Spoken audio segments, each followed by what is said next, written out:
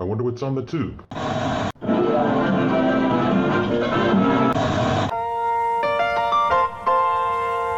Welcome back. Thank you for being a friend. What you talking about, Willis? You are a meathead. No soup for you.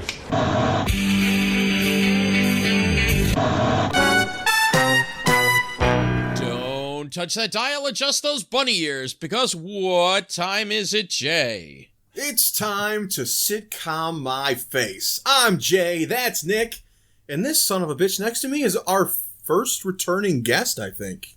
Yes. First Kent. returning guest, Kent, buddy. Thank you, guys. Yeah, it's great to be back. It truly is great to be back. We had you here to talk about Beverly Hillbillies because that is one of your favorite shows. Truly. And now we are talking about another one of your favorite shows. Truly.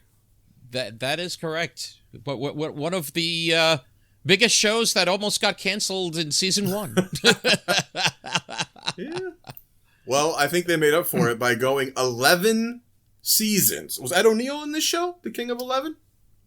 No, I don't remember him in any episodes. We've talked about, there were lots of guests. We've talked about Ed O'Neill. He's the King of 11. Married with Children went 11 years. Modern Family went 11 years.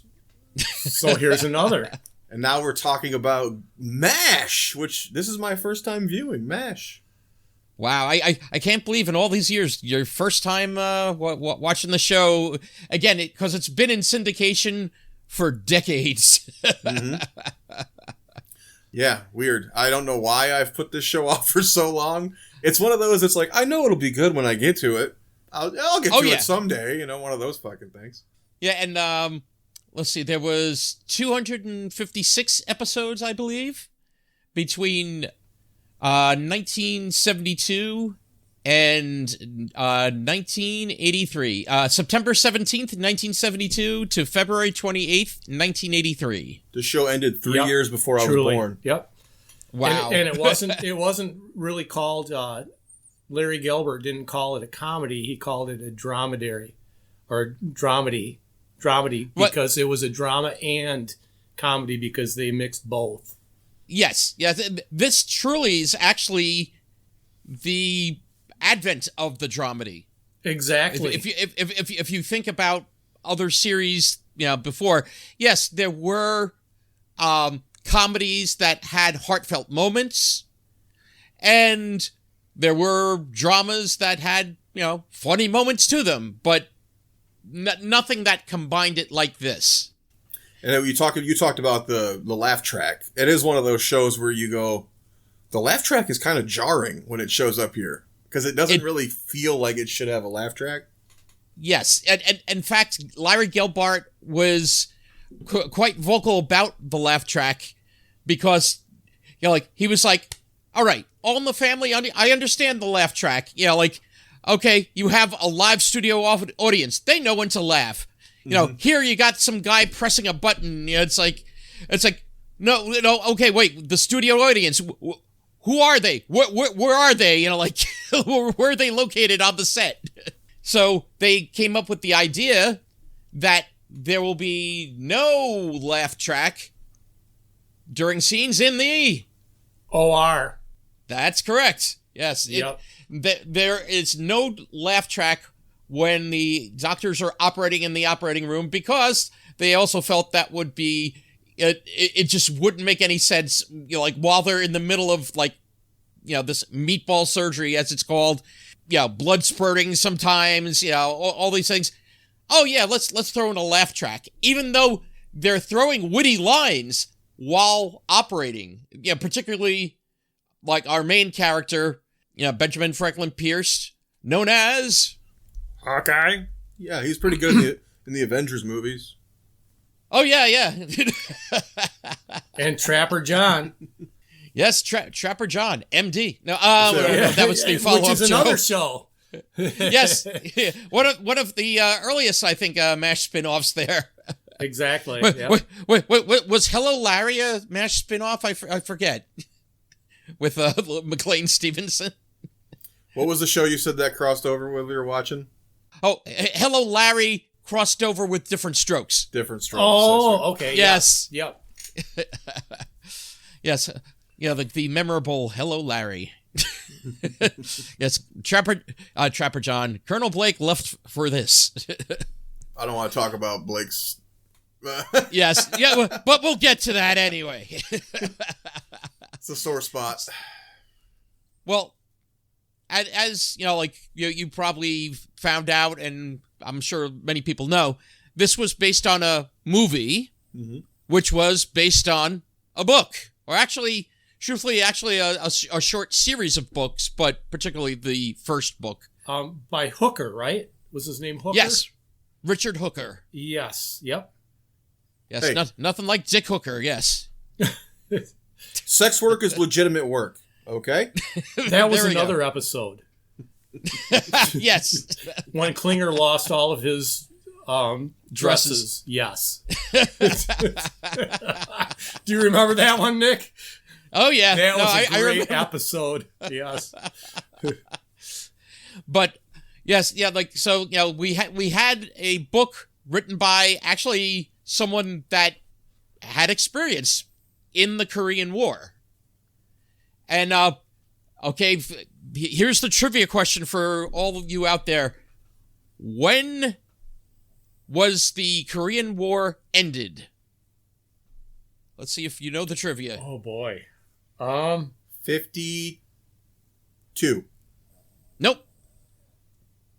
No. It was never ended. Trick question. There you go. It never ended.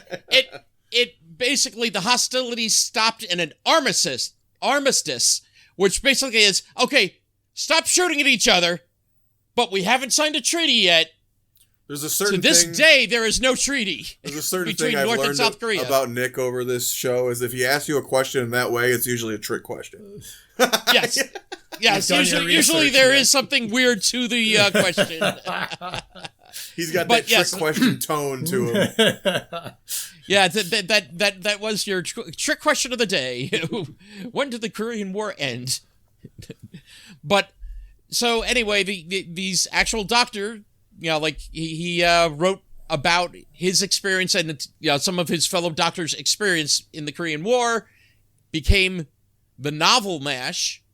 Was it MASH? A Story of Three Doctors, I believe it's called. Yep. And then we go on to the Robert Altman directed MASH movie, starring Donald Pleasance and Elliot Gould. Donald as, Pleasance. He's in Donald Pleasance, isn't it? Not Donald Pleasance, Donald I Sutherland. was Sorry. like, what the fuck?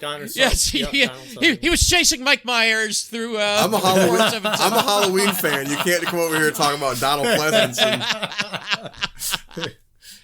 Oh yes, sorry. I shot him 6 times.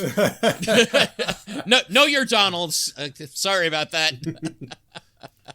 But yes, Donald Sutherland and Elliot Gould as Hawkeye and Trapper.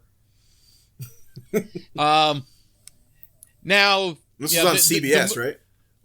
Yes, this aired all its seasons on CBS, and as I stated, actually, it was in danger in the first season of being canceled. It was only in the ratings, like 40s, 50s. All it needed was a good lead-in, right? I think it started out on Sunday nights too, didn't it? But they switched it out over a couple years. Yeah, well, actually, I believe it was near the end of the first season or beginning of second season. They decided to change the night based on. Can you hear Killian snoring? Based on the wife of what is the gentleman's name? Polly, like the one that created the Polly Center. From Jersey Shore. His wife. Yeah, like I'm trying to remember if he was the head of CBS or the head of Fox or Paramount. I forget which thing he was the head of at the time. Well, they're all clearly in bed together because the movie's a Fox movie. CBS usually produces Paramount. Correct. It's like, and at the time there was only 3 stations: ABC, CBS, and NBC. That's correct. Yep. Not counting your PBS. Well, sometimes if all the stars aligned. Yep. Yeah. Yeah. Sesame Street was around at that point. Assume PBS viewing positions. Yeah. oh, there we go. And let's see if Jay remembers. Yeah, the guy that wrote the music to Sesame Street also wrote the theme song to which sitcom that we did. See if you remember that one. Small wonder. No, I don't remember. No. Three's Company. Oh, right. Oh, good to know. I preferred Three's a Crowd. No, you didn't. I preferred the Ropers. There you go. Well, anyway, as you brought up, Kent, they decided to change the night. The night was changed to Saturday night when you had a couple of pretty good lead-ins. Do you know which lead-ins? I think it was you guys. The A-Team was up against them, wasn't it? Well, no. We're not talking later. I'm talking about like near the beginning. It was okay. It aired after our number one show. Yes, sir. We rank these shows as we discuss them, and my number one show, and I believe also yours, is All in the Family. Oh, yes, All in the Family. It was up against them? No, it was after them. It aired the same channel after them. I gotcha. Yes, they decided to switch nights. So you had put it on from the Sunday. Saturday night lineup with All in the Family and the Carol Burnett Show. So you had my gosh. You had the juggernaut that was All in the Family and that audience leading you right into MASH, which immediately made them... Which they also said that it went into reruns, too, before that, or right around then, for the first year. I believe so. Syndication, so they started re-airing the first season, and that also helped get them Oh my on. gosh. Yes. What a lineup.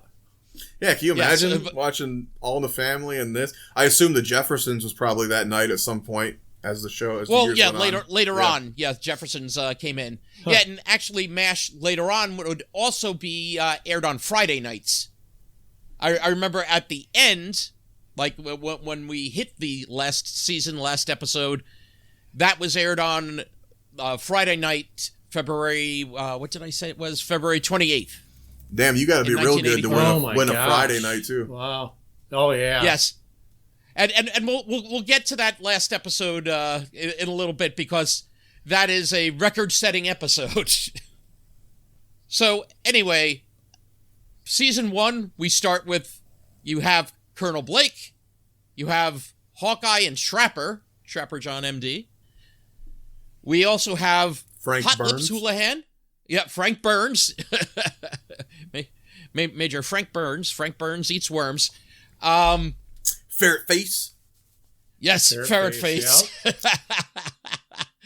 And you have Father Francis Mulcahy, who in the pilot was played by a different actor. Yes. Yep. Yes, yeah, not by William Christopher as he was for the rest of the show, but yes, in the pilot episode he did have a different actor. You also had a few other characters. One from the movie, Radar, played by Gary Berghoff. the only character to come over from the movie, right? Or the only actor to come over from the movie.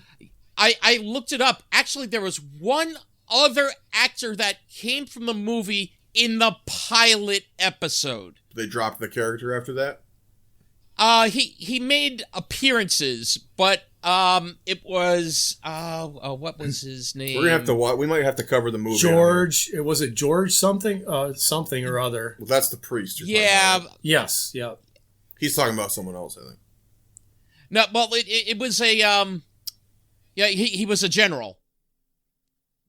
Yeah, but yeah, he was the one that in the pilot episode, he was the one that actually came to the 407th back with Colonel Blake after they were in, I believe, were they in Seoul or Tokyo? I forget which of the places, but they came back, and this is where did you watch the pilot or Yeah. Okay, this is when they were having the auction to go with Lieutenant Dish for a weekend of R&R in again, I forget if it's Seoul or Tokyo. They seem to go back and forth between like, oh, if you have a vacation, it's like one of those two places. And they had Father Mulcahy's name taped to the bottom of the fishbowl so that they actually picked him out. Yes. I told him I was excited. I saw that hot blonde, and I was like, "Oh, is she gonna be here?" And then she just disappears. I'm like, fuck. Yeah. Oh, Lieutenant Dish was initially also supposed to be like Hawkeye's girlfriend, but she only wound up showing up in one other episode. I believe it was episode 11 of the first season. Yeah, we definitely needed some more of her. But you also had another character that. But pardon my language. This was the character's name, and it was of the time. Spear Chucker. The fuck did you just call me? He was classic. No. Oh, he was classic too. Yeah. Yeah. He made his way partway through season 1. Do you think they were like? They were like, man. Yeah. They were apparently they didn't have enough material that. They were writing for that character, so they decided to, write the character off the show. Even if they wanted to deal with the racism and shit, I feel like they were doing more of that with the Korean aspect of it. Like you had Frank Burns was so fucking racist all the time. Oh yeah, no, and there were many that came through the OR there, but both wounded and also higher ups. That came through that were more racist and such. I think that's my favorite thing about Alan Alda in this show is even though he's like the sarcastic slacker type, he's amazing at his job, but he's also the one with the most heart. He is. Like he don't care if a fucking injured Korean comes in. He's still going to do everything he can to save their life. And he did, yeah. Because he's all about preserving human life. He doesn't give a fuck that they're the enemy. Yeah. Did you see the episode with Ron Howard in it? Yes, where he's like 14 or something. Yes. And he uses the derogatory term for many Asian people. Yeah. Yeah. And Hawkeye corrects him and says, yeah, we sometimes call them people. Yeah. we like to call them people around here. Mm-hmm. So, yeah, there's many times that they faced racism, also sexism with the nurses and such. Mm-hmm. Because, with all the carousing of, Hawkeye and Trapper. He was more willing to partake in the sexism than the racism, though. So. yeah. I was going to say, they had to draw their line somewhere. But they did also focus at times on the nurses. Like, there were, if you want to say, nurse-centric episodes. Not just Margaret, but like her team, and also the relationship between her and her team. Well, I was telling him I love the movie Clue, and the woman who played the cook in Clue, the movie, was Kelly. She was in like 160 episodes or so, or whatever, of this show. Yes, Nurse Kelly. Yeah. And everyone I saw her in, I was waiting. I was like, when is she going to talk? And she only talked in, I think, one episode that I watched. No, she talks in multiple episodes. But she would usually be in the background. But she was there from season 2 to 11. There was one episode, though, that with Hawkeye, she called Hawkeye out because she said he always went out with other nurses. But she said, I'm a person, too, and I have my own beauty within me. And yes, he ended up coming over to her tent later in that episode with some flowers, and she turned him down and she said, you know what, I was asked out by somebody else. So he found a beauty in her that he didn't see before. So it was the opposite of the one where he hooked up with Hot Lips, and he's like, God, you're cute, but I can't fucking stand you. Yeah, pretty much. When she's like, oh, are we going to be together? And he's like, whoa, bitch, calm down. Like, it's a one-night thing. It was the exact opposite, yeah. Right. Yeah, in fact, Nurse Kelly said it's like, you usually, I know you usually go for slim and blonde. Yeah, I kept looking at her and I'm going, why does she look so familiar? And then I was like, oh, fuck, it's the cook from the Clue, the movie, which I fucking love. But then there was somebody else. I'm trying to remember her character's name, like I think her last name was like Ho or something like that. Whoa, dude, you are really on the... No, not uh-ho. Your language tonight is really upsetting. Yeah, I know, yeah. Fucking racial Talking slurs about these old and shows derogatory and, toward women now, too? Like, what the fuck? Oh, boy. What did I get myself into? I'm upset. I'm offended. I don't know about you, but I'm offended. But, yeah, the show tackled a lot of different issues that, like, well, one thing it was tackling in its own way was the show was about the Korean War, but there was something else going on when they first aired the show. The Vietnam War. One of those other countries. Yeah, exactly. I thought you were going to say the main issue of the show is adultery. Everybody's cheating on their fucking spouses in this show. Yeah. There's a lot of that. With the doctors. They were playing doctor. That's for damn sure.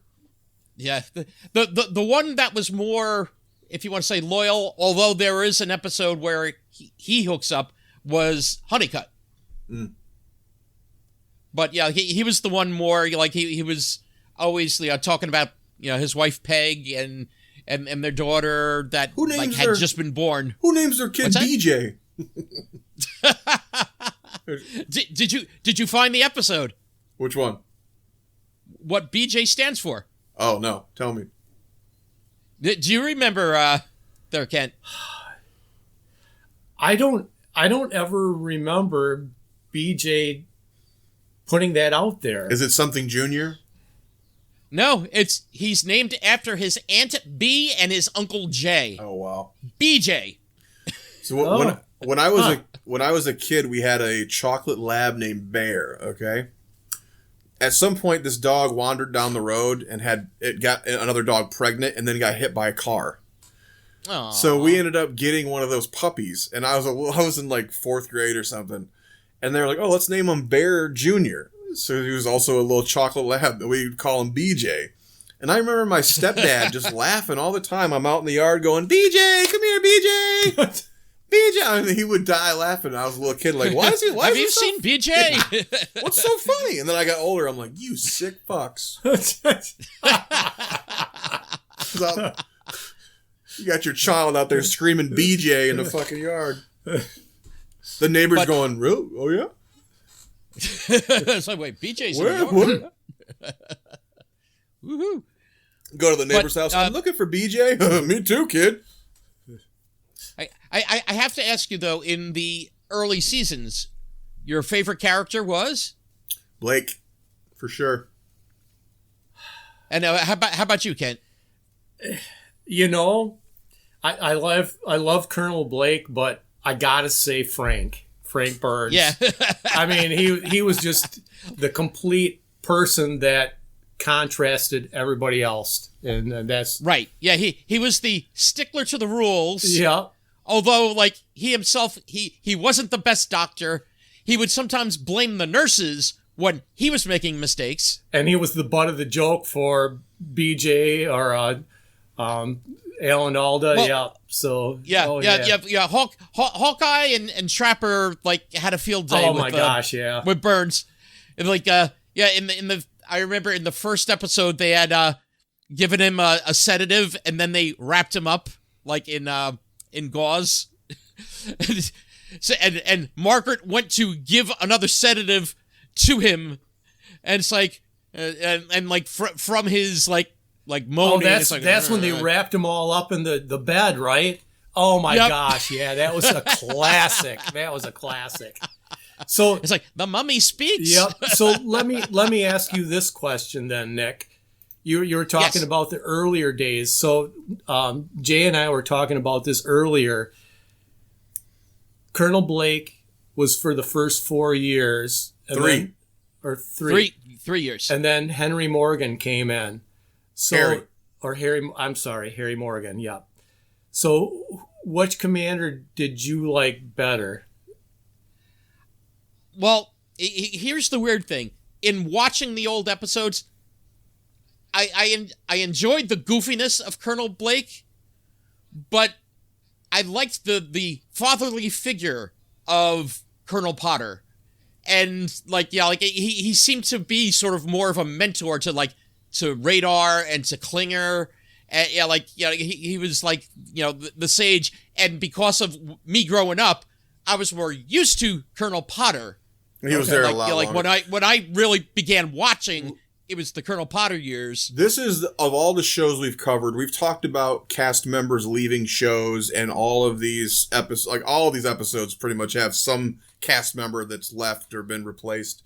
This is the first show we've covered where characters leaving or dying makes sense. Yeah. Because it's a war. It's a war. You would have people being discharged, sent home, dying. So you don't have the stupid excuses of like a family when the daughter just disappears. You know what I mean? Right. Yeah. You can go, Blake's going home. Didn't they have another kid? Hold on. Yeah. Like there's so many sitcoms where like the youngest kid just disappears. You know what I mean? or oldest, like we haven't done Happy Days, but look for Chuck. It's like Family Matters and Grounded for Life. At some point, the youngest kid just disappears, and you're like, okay. A show like this, it's a little easier to be like, oh, they got discharged, they went home. Yep. Yeah. And I also like it because one of my kind of peeves in sitcoms, as we've covered 55 of them now, is like just random fucking mother-in-laws and aunt this and uncle that and cousin this. It's like, stop. You're out in fucking Korea. Your mother-in-law's not showing up at the fucking MASH unit. No. I think the closest you got was like Hot Lip's dad, who's also supposed to be like a general or something, though. So it made sense. Yeah, because she's an army brat. Right. So at least that made sense. But no, that made sense. As far as cast members leaving, a lot of them hurt the most on this show, because a lot of the ones that left are the ones I really liked, including Blake, including Burns, including Radar. Yep. But it also makes the most sense. So I kind of forgive it. But I also don't think that any of the replacements were as interesting as the original guys, unfortunately. But I got you. Like, I like Potter. Potter's better at his job. Oh yeah. Blake was not the best of colonels. But he's also not as interesting or as fun, Yeah. Colonel Potter was actually, his character was in World War I and II. Yeah. And even Hot Lips, for instance, when Frank leaves the show, you lose that adversarial aspect of that couple. Right. Because the guy who comes in to replace her, it's not like she's teamed up with him. She doesn't really like him, it doesn't seem like. Oh, Charles? Yeah, Charles. And Frank was just, like you said, such a good adversary for Hawkeye and BJ and even, basically everyone in the unit. Yeah, he was so straight-laced. Yeah, he was straight-laced, and again, stickler for the rules, except sometimes when it pertained to him.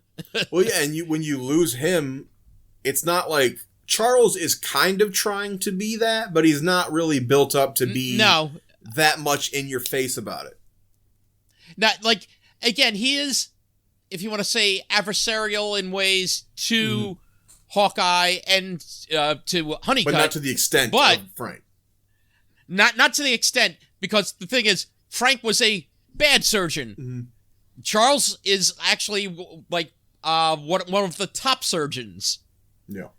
And like when he comes onto the show, he's showing them like a technique that they've never done before surgically. And Charles was so refined too. I mean, when he used to play his symphony music, it used to drive BJ and Hawkeye just terrible. Yeah. I remember the episode when they ran over his French horn because he was playing his French horn. That was hilarious. They ran it over with a Jeep and smashed it out. Oh, yeah. Yeah, there's a lot of vehicles crushing and hitting things in this show. Yep. Jeeps, tanks, and other sorts. They were classic, yeah. But, yeah, so... Yeah, again, you brought up Frank Burns, the adversarial doctor to Hawkeye and Trapper, and then BJ, and then Blake, who was sort of the inept colonel, that basically, if he didn't have radar there, I don't know what he would have done. Right. And you saw where Radar's name also comes from too. Yeah, he's basically fucking psychic. He predicts what's going to happen. Radar. Yeah. Radar. What's going to happen or what's needed? It's like, oh, okay, yeah. Here's the forms you want. Radar, get me those forms. Oh, okay. Hold on. Yeah, like. Or he heard the helicopters come in before anybody else knew. Choppers. Yep. Yeah, it's like, and then like. The first one where Potter comes in, he goes, so the name Radar. And he goes, I can kind of, predict things before they happen. And he goes, oh, I see. And Potter starts walking out of the room. He goes, the latrine's on the right.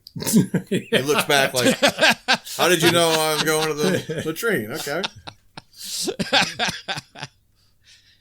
Oh, did you watch for the thing that I said about Gary Berghoff? Yeah, you mentioned about his hand. Yeah, Gary Berghoff had. I'm trying to remember if it was. I pointed it out to him earlier. He had never noticed either. No, I never knew that. Yeah. Yeah, someone actually pointed it out to me that it's like, what? And yeah, like you always see him, like his left hand is holding a clipboard or is behind something. Or the one we watched today, the one where he leaves, the two-parter, and he's opening the mailbag or something, and I noticed he's hiding his hand behind it and using his thumb to hold it. Yes, and I forget the exact thing about it. But yeah, it must have been some kind of where he couldn't open his fingers almost or something. It seemed like. I'm not sure with that hand, but like in anything I saw him in, which was basically either MASH or Match Game PM. It makes me want to watch the reunion again because he was in the reunion and I didn't even notice then. So I wonder if he was like hiding his hand in that 20th reunion or 30th reunion. Yeah, and they were really good at hiding it. Mm-hmm. Like in all the years that I watched First Run and the syndicated back then, I never noticed it. I never did either. Only till I was much older that someone mentioned, oh, yeah, you didn't know that about Gary Berghoff? I'm like, I wonder if he was just so self-conscious about it that's why because it seems like something you would use as part of the show in something like this. Right. Yeah, especially in a war. You could say it was a war injury or something, and that's why he's doing the announcements. So he can't be in the battlefield or whatever, but anything. But yeah, and playing the bugle. Yeah, which he wasn't good at. No. So quick aside. Who was the better bugler? What was it? Him or Dobbs from F Troop? Yeah. Well, that's what I realized I knew Far from in this. Is Klinger was from F Troop. He's in several episodes of F Troop. Oh God, I Which forgot. The creator was it Gene? What's his name? Gene Reynolds. I think he had directed a bunch of F Troop, and that's why he knew Far and brought him in as Klinger. I think he did a spot on My Three Sons too. I believe you're right. And I think Klinger was even one of the Indians on F Troop. That wouldn't surprise me. Yeah, that was a big thing for for non-Native American Indians to play Native American. What Indians. is he actually? Because he says on this he's like Arab. Yeah, Lebanese, I believe. Okay, I think that's what he was on MASH. Yeah. Lebanese. Yeah, and I think in real life, I think he is Lebanese. I told Jay this too, Nick. Do you remember when he always talked about Tony Pacos from Toledo? Yes. Because he was always from Toledo. But Toledo, Ohio. I Googled it, and Tony Pacos actually was a restaurant in Toledo. Yes. In fact, I know people that went there because of MASH. Oh my gosh. That are foodies that were in the area and decided, we gotta try it. That's pretty cool. Now I gotta do it. I think I might go to that Korean massage parlor they talk about. In Japan? Oh, there we go. That one too. Walk on your back? Yeah. or are you going to go for a drink at Rosie's? I'm going to have him focus more on the front than the back. All right, whatever. All right, let's keep moving on then.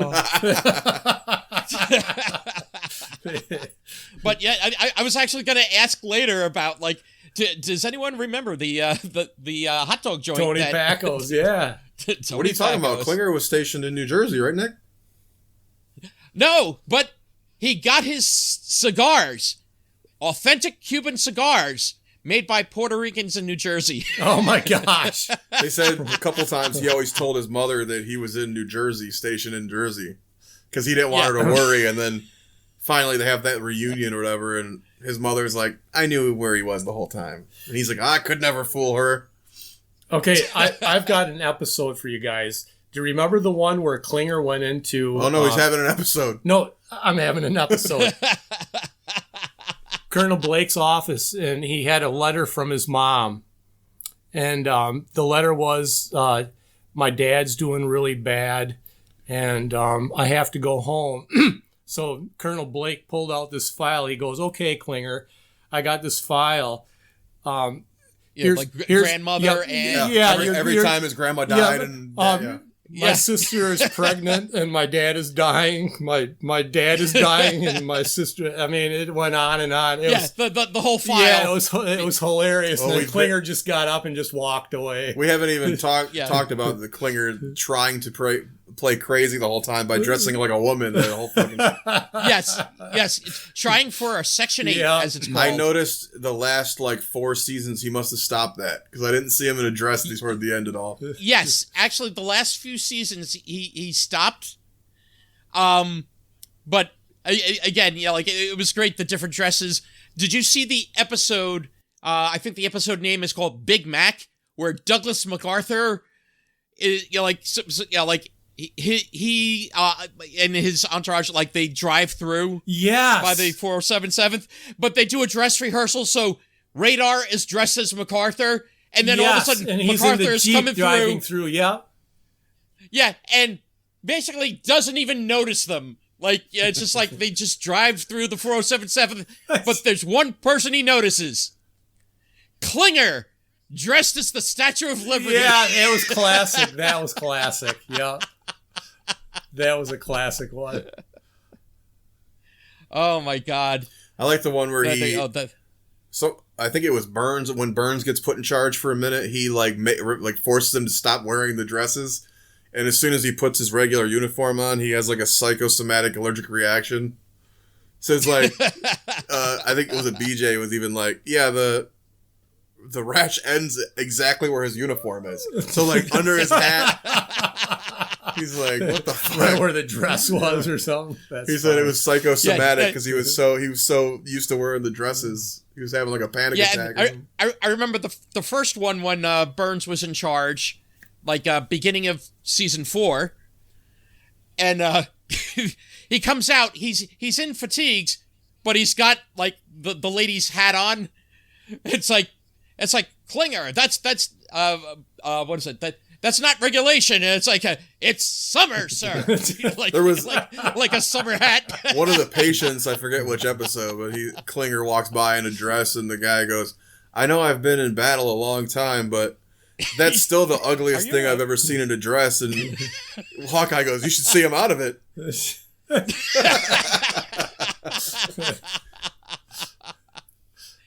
Oh, you know what? There's something I want to bring out. Again, the quick Hawkeye quips. You know who his demeanor is based on, right? Well, what I said to Kent earlier is he's fucking Groucho all the way. There we go.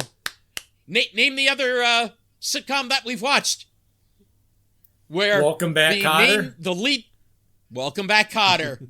Welcome Back, Kotter. Where Mr. Kotter, Kaplan. His hero is basically Groucho. Well, there's an episode in this too where he plays Groucho in that film. He dresses up with the. Yeah, you can tell. I mean, he's got that sarcastic comedy. The quick wit. Yeah. I said that to Kent earlier. I was like, this. He's literally. It feels like he went to the school of Groucho Marx. Yeah, we did. Yeah, and it's just that cadence he has. That quick, throw out a joke and. Now, here's a question: Have you ever watched any Marx Brothers movies? Oh yeah, I love the Marx Brothers. Oh, okay, good. I was going to say because it's of all people to emulate. Yes, Groucho is a great way to emulate. One of my favorite bits ever is I think it's in Day at the Races when he's the doctor and he's trying to have Harpo say ah. Doctor. And he's like, say ah, and of course Harpo doesn't talk. So he's like, and after about the third time, Groucho just starts packing up his shit, and Chico's like, where are you going? He goes, I'm going to the ear doctor. I think I'm deaf.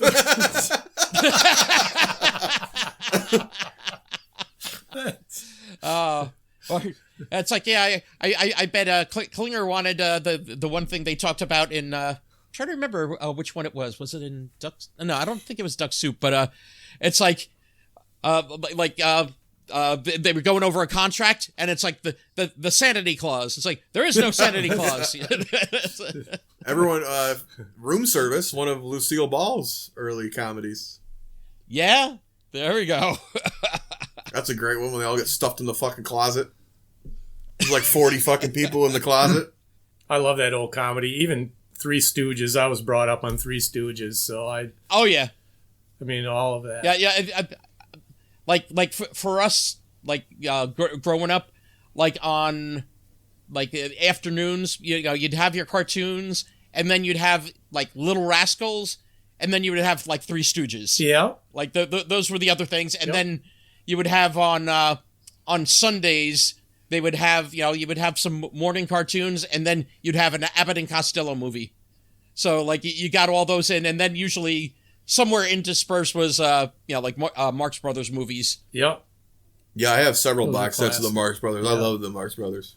Those are all classics. Yeah.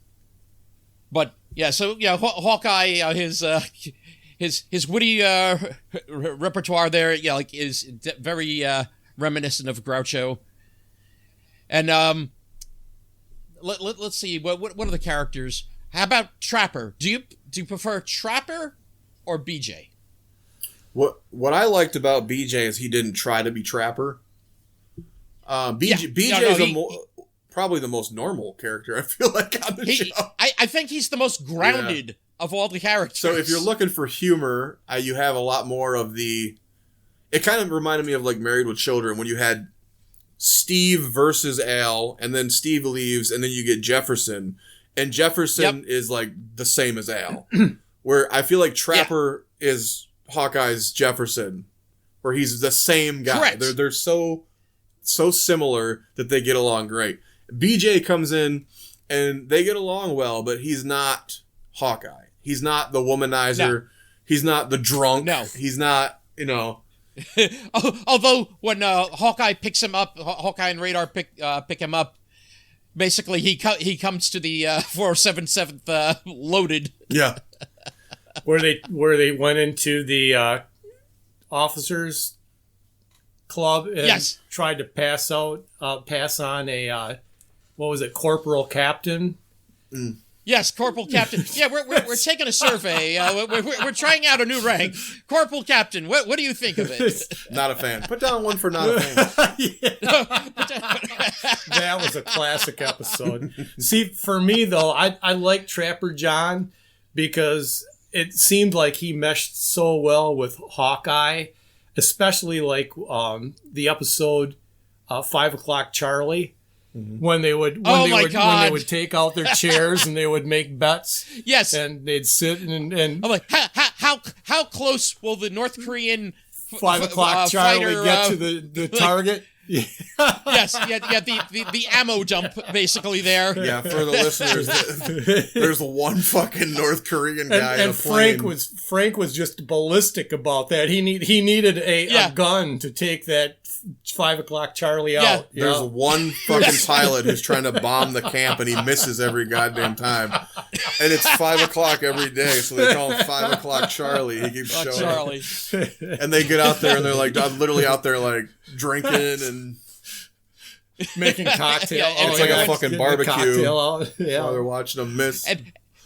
And then also what they try to do to Frank, where they change the clock in the OR. Mm.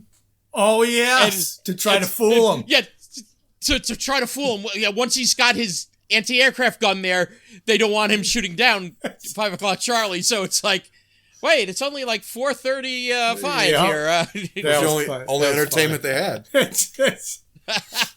Well, as far as like the BJ going against, it really still feels weird just calling him BJ, but call him Honey Pot or what the fuck was it? Honeycut. The episode though where the one as a general comes in and he's at a crazy amount of casualties and Hawkeye's afraid that he's just going to keep sending men to die over and over again. So he wants to perform take his appendix out because even though he doesn't need it, but he wants to save troops from being sent out by this nut job who just keeps killing all these kids. Yeah, and BJ's like, you can't just cut into a man who's not, doesn't need it. But he's like, fuck you, I'm taking that motherfucker's appendix out to save 100 kids tomorrow morning. Yeah, that seems to be also a common theme, like I said, with people that would, come through the OR in the 4077th. You'd have the ones in charge that were, how soon will he be ready? We need him back on the line. Mm-hmm. And then there was going back to the earlier stuff we were talking about, the ones like, oh, yeah, he's okay. Yeah, he can be sent home because the soldier who was African American. Mm-hmm. Yeah, I didn't get to the one. Yeah, there was an episode about that where Charles, the dentist came in, but they portrayed him as a colonel. And I think that they set up that officer that was sending people home, the black people. Yes. And then they called him out and actually they got him to sign papers for him to retire. Was that the one with Lawrence Fishburne? Yeah. Yes, it was. I was going to ask if you saw that one. That was a very good episode. We watched one today with Patrick Swayze in it when he finds out he can't give his buddy a blood transfusion because he has leukemia. For a second, I thought you were going to say something else. He can't give his buddy a blood transfusion. He can't give his... It's like, we're going to with the BJ again. Hold on. He can't give his friend a honeycut. Okay, I got one for Jay and Nick. You can't go with MASH without mentioning Colonel Flagg. What? Oh, yes. I mean, yes. Colonel Flagg is just... Colonel Flagg, who would be hiding in a trash can. He'd be... He's the epitome of intelligence on MASH. He's the CIA guy? He's ASI or whatever. I mean, he had a bunch of them. OSI, OSI, I think, I mean, he had a bunch of them, and a bunch of aliases. That guy was classic.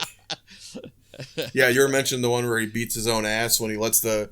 Oh, yeah, he lets the guy out, and then he takes the phone and cracks it over his head and ends up almost passing out, and then makes up a big story about how the guy beat him up and got away. Yeah, Colonel Flagg was, he was, I don't know how many episodes was he in? He was in quite a few. Yeah, he, like the middle section of seasons was his prime time there. Yeah, and he did a bunch of episodes, yeah. I was telling him, too, I really like in the early episodes with the, the Korean general who they barter with all the time.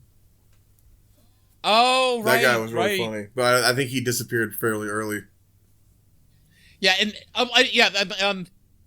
wait, are you talking about, hold on a second, are you talking about Pat Morita? No, it wasn't Pat Morita. No, because Pat Morita was in, I think, the second episode or something like that. Is that when they were playing poker? Yes, when they were playing poker. And he oh, yeah. And Colonel Flagg came in there, and then he said that he made a quip that Jamie Farr, he was dressed up as a woman. He said, that's my wife. He did. And then Colonel Flagg ended up sitting down to play poker with them. He sat next to Clinton and said, hey, you're not a girl. You're a man. He goes, close up, you're a man. He goes, far away too.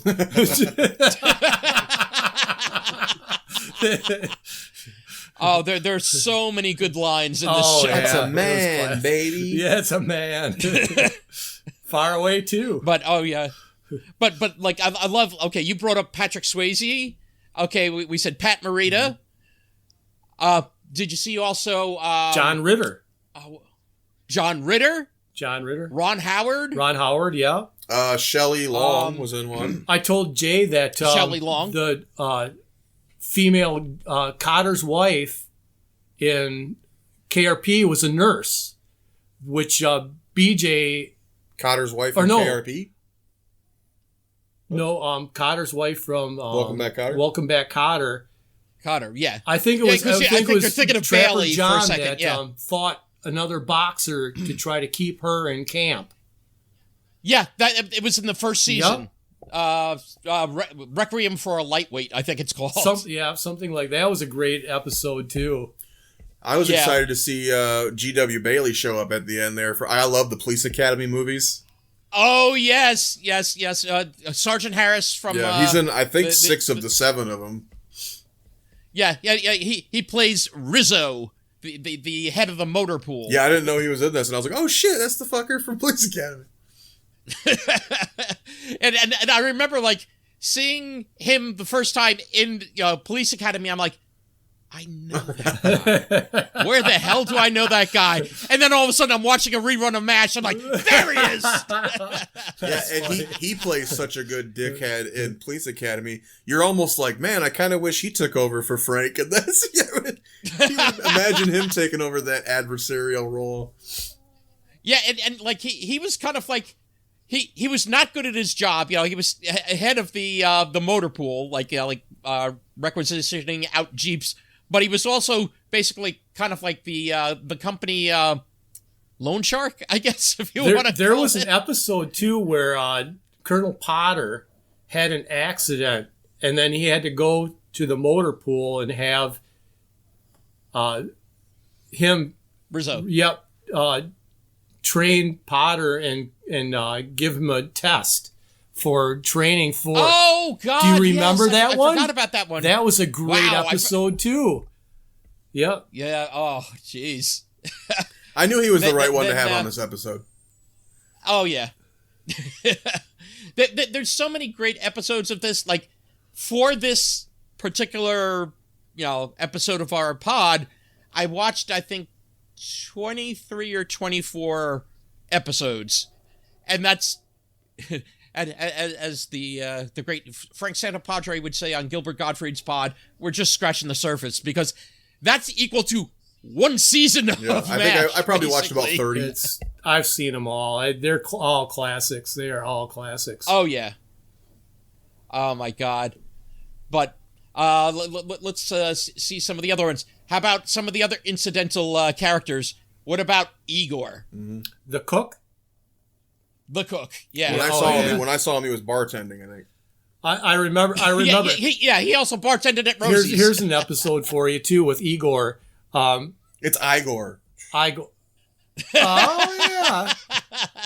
yeah. There was an episode where the priest, Father Mulcahy, planted some corn, and he raised the corn, and it got to the fall, and he wanted corn on the cob. Oh, God. And he got into the mess tent, and he was so disappointed. He yelled at Igor because he goes, "You creamed it, you ninny." Yes. He wanted the corn on the cob with the butter to go down his face. You creamed it, you idiot. Yeah. You ninny. I like the Mitch Hedberg joke where he's like, why do they call it corn on the cob? That's how it comes. They should call everything else corn off the cob. corn off the cob. You mentioned Father Mulcahy, he's been mentioned a few times. Do you remember his the particular sport that he was best at? That he would teach at CYO? Like, back in the States. Yeah, like Father Mulcahy was a boxer. Oh, yes. Yes. Yeah, for the, the quiet, Father Mulcahy, he was also, apparently he had a good right hook. So he talks like Piglet. I thought he was fucking Piglet for a minute. Because there was an episode he does have where there was that very soft voice. There was an episode where there was a championship boxer that came on to the camp, and he ended up having a heart attack. Right. And he had a heart attack, and Father Mulcahy sat with him. He was his idol. I remember that now that he did do boxing. Yeah. And it's funny you talk about, boxer coming through. There was another guest star on, I think it was the second episode, that played a boxer in one of the other sitcoms we watched.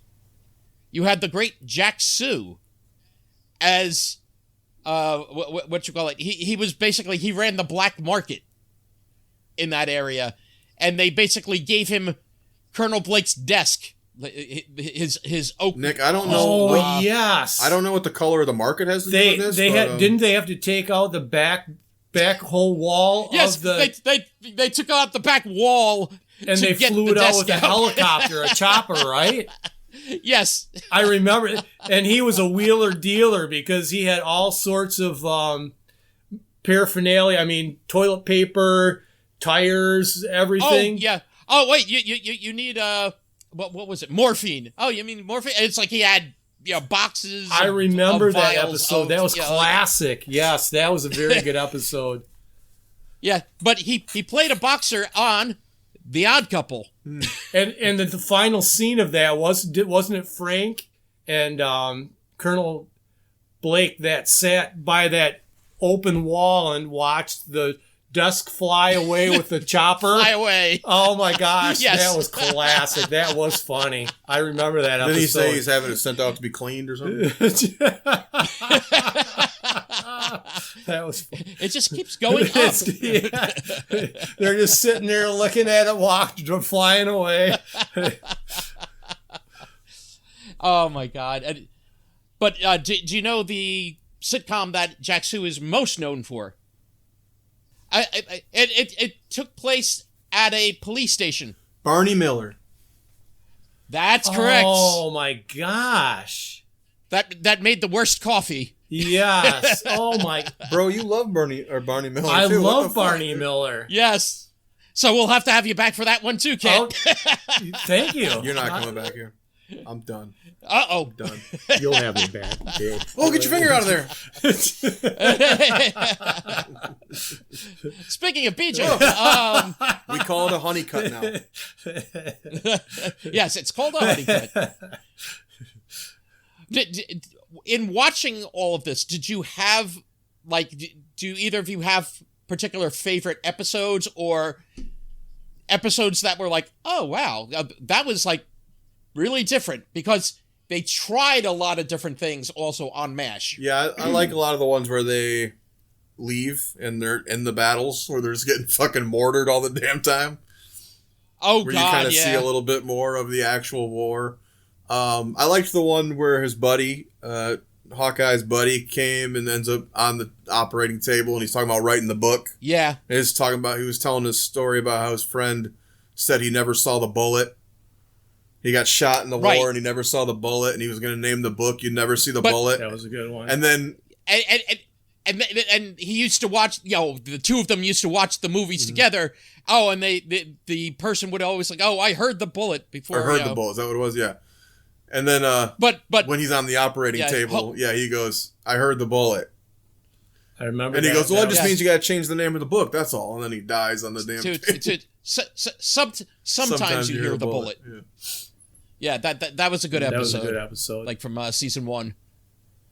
But yeah, and like you said, another character brought in. Oh, are we going to see more of this guy? No, he's dead in this episode. Mm-hmm. And we saw many a wounded die on the table, although the 477th had the indication of or distinction of being. They had, at one point, it was a 97% success rate of saving lives. And then, later on, actually, it went up to 98. Which is incredible. Yeah. Yeah. For again, as they called it, meatball surgery. It's not, oh, okay, we're going to take our time and do it. It's just okay, quick, we got to patch up this guy and get him so he's I think healed. that was a Blake line that was really good where he said I think it might have been that same episode, wasn't it? Where he's talking to Hawkeye and he goes, "My first day in medical school," he goes, "the first thing they teach you about war is that young men are going to die. And the second thing they teach you is that doctors can't do anything to stop it." Yeah, doctors can't do anything about step Right, yeah. 1. Yeah, so yeah, again, very poignant episode. It was funny. It was also funny because like his friend was like very much like him. Mm-hmm. Oh yeah, even that Like the Ron Howard one where he's underage, lied about his age. He's like 14 or 15 or something. yes, And it was to impress a Hawkeye girl. is debating whether to rat him out, and he just finally decides he's like, I'm ratting his ass out. And the kid was, I'm gonna hate you for the rest of my life. And he goes like, I hope it's a long suffering, whatever. Yeah, he goes, it's a long life. Yeah. Basically, you're gonna be alive because of me, motherfucker. So Exactly. Yeah. But the best thing about that episode, though, at the end, when Frank was going to be given a Purple Heart for basically like slipping, falling, hurting himself. And I think at camp. the end of that episode, though, there was a lady that had a baby that ended up living, and they gave that Purple Heart to that baby. No, they didn't give the Purple Heart to the baby. He gave it to Ron Howard to impress the girl. It's like, okay, I ratted you out. You're going home. I think you're thinking of another episode where they gave something to a baby. Yeah. Yeah. didn't Potter say in one episode that he got his Purple Heart from slipping in the latrine? But he's like, don't tell anybody. Can I tell you one of my favorites of the show? No. Okay. Yeah. Jay. That's why you're fucking here, man. Kent. Yeah, tell us, dude. So I think one of my favorites, it comes down to two of them, either Adam's Ribs or Colonel Tuttle. Tuttle. So yes. Tuttle, the one where Hawkeye tried to deceive them and trap her. Yep, and trap her. They made a false file in the cabinet, and then they passed it on to the whole area, and everybody believed that this Tuttle was actually a person. And everybody and like a hero. Yeah, everybody in camp were like, "Yeah, I had lunch with Captain Tuttle. He is such a great guy," and they had them all believing that he was true. But in the end, they gave all the money to the orphanage and the sisters. Yes. Yep. And in the end, but the best thing is the story, because they're going to give not only the money, but also they're going to give an award, a medal to Captain Tuttle. And it's like, well, Captain Tuttle, yeah, he was always selfless and never thinking about himself. It's like he was up in a chopper, and he went to tend to some wounded. He took his medical bag. He took his instruments. The one thing he forgot is parachute. Yep. That was classic. Yeah, that was classic. And they all and he said, what was his like? Yeah, and it's like we all made up Tuttle. And in the eulogy, they wanted Alan Alda to make up the eulogy. That was classic. And even with Adam's Ribs for Dearborn Station, when they had to get those ribs to the camp. Yep. Yeah, those are two classic episodes. I like also some of the episodes that I enjoyed. I'm trying to remember the name of the episode, but it's the one where Colonel Potter, as a treat, he gets the movie My Darling Clementine for everyone to watch. It's his favorite movie. It's a Western, and everyone's there in the in the tent. They're watching the movie, and the movie keeps going out, so they start having sing-alongs. I do remember that one. That's the one the Gma, I wanna go home. Yep. I was saying to him earlier, I was like, it's easy to forget this is supposed to be a period piece because you're looking back at a show from the 70s, but it's supposed to be the 50s. Yep. I said the only time you really, because there's not a lot of technology in the show that would be out of date, except for me, the projectors when they're watching movies. It's always these really old time projectors, which there were projectors in the 70s, but these are clearly older. Oh, yeah. Yeah. Oh yeah. But I love though like a couple of the verses like Klinger's was I think the best. It's like some guys they like the army. I think that it's a mess. If it's so damn terrific, how come I wear a dress? Yeah. But one of the funniest things is, they're all doing that, and they finish the sing along. They're back to the movie, and then the movie again, like, because it has a lot of splices to it, it keeps breaking and then all of a sudden Frank gets up and does a verse. No one else is singing. They're not playing the piano. They're not. He's like, what was it? I was like, Honeycutt and Pierce, they think they're really smart. I want to take a scalpel and stab him in the heart. I know. and just no one said, and everyone's just like looking at him like, what the hell, Frank? Then he gets that look on his face with straight, like, because nobody's doing anything. Yeah, that was classic. As far as the Klinger wearing a dress, I think the funniest line from him was, he's trying all this, wearing the dress, trying to be crazy, get sent home. He goes, no one believes me. He goes, I should re-enlist. That'll show him how crazy I am. When the whole point of him wearing a dress is to get out. To get out. He's like, screw them. I'm going to re-enlist and show them how crazy I am. Oh, my God. But, yeah, let's go over to some of the other big episodes. Like, what one will go to Jay's favorite episode? Which one? Season 3, last episode. The Korean exorcism? oh yeah. Oh God. No, the finale of the 3rd season, yeah. Well, and that's the thing is we talk about a lot of these characters leaving and it makes sense. A lot of them didn't really get a send-off. Blake and Radar got whole episodes kind of going away. Yep. Trapper just kind of disappears. Yeah. Other characters just kind of disappear. You're like, okay, what the fuck? But Blake gets a whole episode about like saying goodbye to him. He's going to send home. I said you had the whole, I think it was that same season where he's talking about how he had a newborn baby, his wife gave birth. Right. Or maybe that was earlier because he'd been there. Oh, no. Yeah, I was going to say that was like an earlier season. But, so you're like, he talks so much about how he wanted to see his new baby. And you're like, oh, he needs to go home and see his kid. And whole episode, you get to say goodbye. And then the last, right before the credits, they're like, oh, his plane was shot down. There were no survivors. And you're like, fuck, why'd you have to go the extra? Yes, and that was pretty dramatic though when Radar came in to the operating room to say that. Dead silent. Yeah. Yep. They all just kind of look at each other, and they're operating, so it's not like they could just stop. Operating. The thing was, they thought they finished the episode, and they brought them all back without McLean Stevenson for one last scene. It's like, okay, we're going to do one more OR scene. It's like, okay. Then Gary Berghoff was given the information, and I think 1 or 2 people also, other cast members may have known, and nobody else. So the reactions were real. Wow. Yeah, he said he wanted to go, the show was taking up so much of his time, he wanted to go be with his family, so he left the show.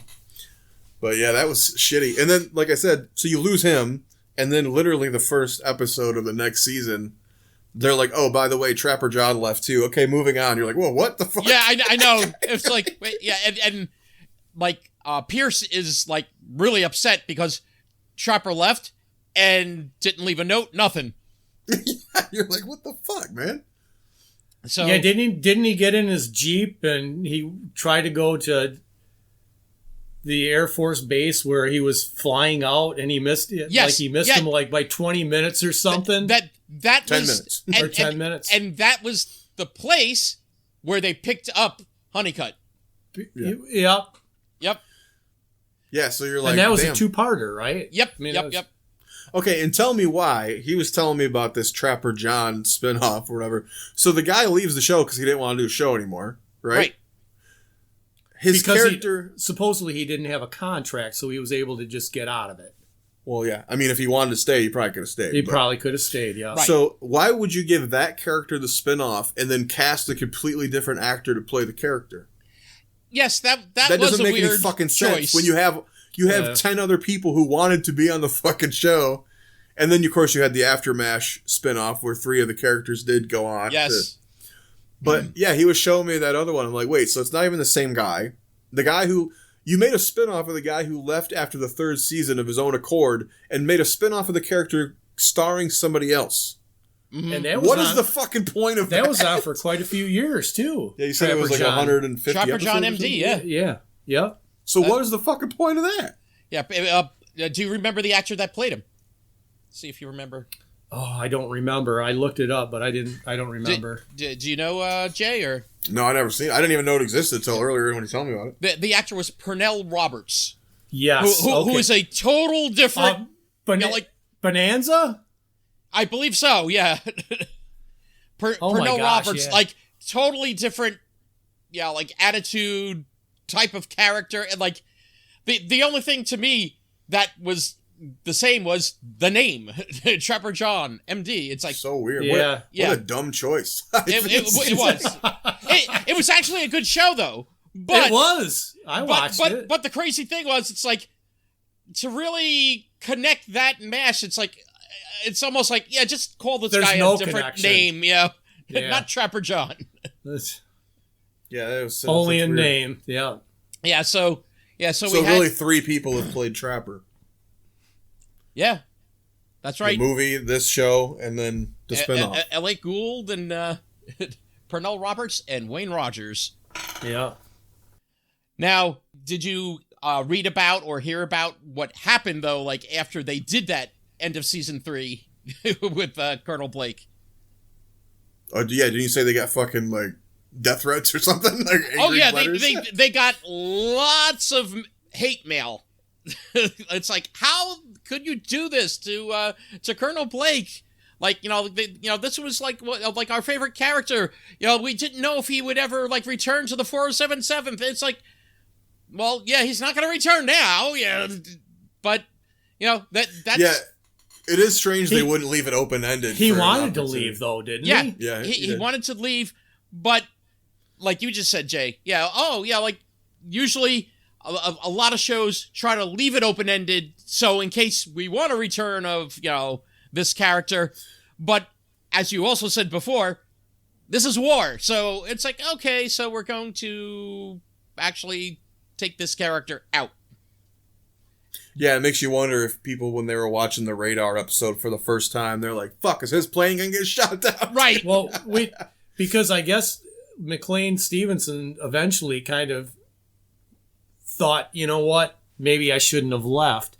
And we were talking, like, maybe instead of just having them perish in the river, getting shot down, he could have just gone home, and then it would have opened the door if he did want to come back. I mean, he could come back like Radar did. Well, if they really wanted to, they could have been like 4 seasons later, you find out he was a prisoner of war. Exactly. Yeah. They took him into a camp somewhere. And Jay, Night Court.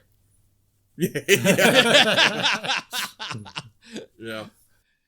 So, they could have done that. Yeah, his plane went down, but he survived in like the wilderness or something. Wasn't that like a 4-part fucking episode too? Oh God, yeah. They could have made that into 10 episodes Night on Court, MASH. Night Court used to do like 3, 4, 5-part fucking episodes. You're like, Jesus, dude, make a movie or something. It's like Dan Fielding. It's like, we'll return in the next 7 episodes. Yeah. But Dan's dead, part 4. What the fuck? Okay. But so he's gone. They bring in Honeycutt. They bring in Harry Morgan as Colonel Potter. Like one of the things I loved was the episode also. Do you remember when Klinger learned to forge Colonel Potter's signature? I did not see that. Do you remember that one, Kent? When who did? Klinger learned to forge. Well, when he was company Sherman T. Potter. Sherman T. Potter. Yeah. Over and over and over. Yeah. Oh, yeah. I do remember that one. Yep, that was classic. And I think it was like at the end, Potter tells us like I think there's too much swoop in the tea or something or other. And Klinger couldn't go through with it though, right? He had it. He finally got it down, but he couldn't go through with it, right? Yeah. To give himself the Section 8. Yeah, exactly. I do remember that episode. That was classic too. Yeah. But oh my God, Now, so many good episodes, yeah. To get into what you had asked before, Jay, with Klinger, he stopped cross-dressing. Do you remember that he had gotten married via phone in an earlier season to a girl back home in Toledo? Well, he gets married again in the finale. Yes. But, yeah, he gets married, then she breaks up with him, and, again, as a Dear John letter, basically. So, Dear John letter he gets, she's leaving, and then he gets another letter that basically she's gonna get remarried to, one of his friends back home. So that's when he got pissed, and it's like, okay, I'm not wearing the dresses anymore. Okay. Do you remember the one, Nick, where it was, I think the episode was called The Bug Out. And they had to leave, and Klinger had his whole section of his dresses that he brought with him. Yes. And they got to a point where Colonel Potter found this little house, and it was full of prostitutes. Yep. That's what we were talking about before. They saw Klinger's dresses, and they ended up coming out, and they just ripped every one of them off the rack. And Potter had to have a talk with Klinger and said, you know what, son, you have to do this for the army and, do it for the better of America. And Klinger gave up his whole collection of all of his dresses for that cause. The one where he says something about his family, and they're like, "Oh, are you worried that your family would judge you for the dresses?" And he goes, "No, I get them from my uncle. This is how he got out of the Great War." It's so good, yeah. Oh God, yeah, but yeah, it's such great characters, and let's do a little trivia too. We already did Tony Pacos. How about this one? Radar's favorite drink. Yeah, the cola. Grape knee-high. Yeah. Grape knee-high. There we go. Yep. Okay, Jay. What is a MASH? Medical something. Medical Army Surgical Hospital. There you go. That's what I said. Say it again. Medical Army Surgical Hospital. Close. Mobile. Mobile. That's right. Surgical hospital. So the whole thing, bug out. Yeah, they can move their location. How many asterisks are in MASH? 3. Okay, good. How many asterisks are there normally in the term MASH? I can see it behind 4. your head. No, none. None? No, MASH, it's just MASH. There are no asterisks. They did that for the movie. Huh. They did that for the movie, and then, for the series, they just continued on. What was Hawkeye's favorite drink? Oh shit. Be still while he thinks. Was it Seagram's and soda? He's getting specific with it. No, because there's a reason. Because Klinger said he's going to buy stock in. I think Seagram's. I think was the thing. But he makes his own gin. Why would he need Seagram's? I know. Yeah. A very dry, arid, parched martini.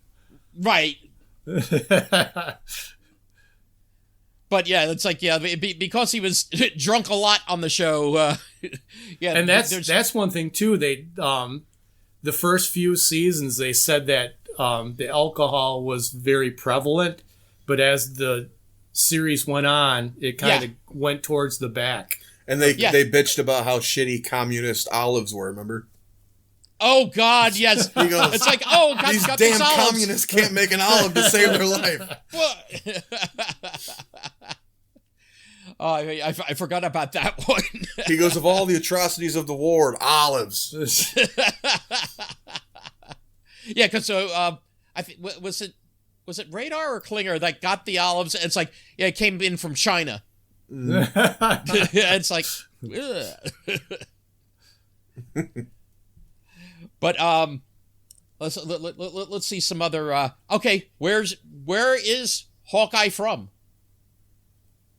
I forget the name of the town he always talked about. Oh Yeah, he always talks about it. Something at Orchard, wasn't there something? Matt, wasn't it? Oh wait, out east on the East Coast, was it Massachusetts? No, that was Charles. It is northeast. It's a northeast state.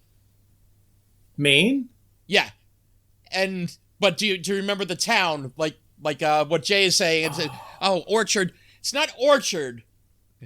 Crabapple Cove. Yes, Maine. I knew there was apples involved. Yeah, I remember that. Yeah, exactly. You were on the right track with the. It's like Orchard. Like apple. Yeah, Crabapple Cove was his. Let's see if you know where the other ones are from. How about do you know where Honeycutt is from? I know where California. I know where babies come from. Somewhere in California. Not for BJ. No. Yeah, Honeycutt. He was. San Fran. Okay. Yeah, that's why he took the San Fran sign at the end. Yeah, he rides off. I do know one. Radar O'Reilly was from Ottumwa, Iowa. Yes, there we go. And the episode where Radar was going home, because Jay and I watched that today, the girl that he met at the station was she was only 100 miles away. Yeah. Yep.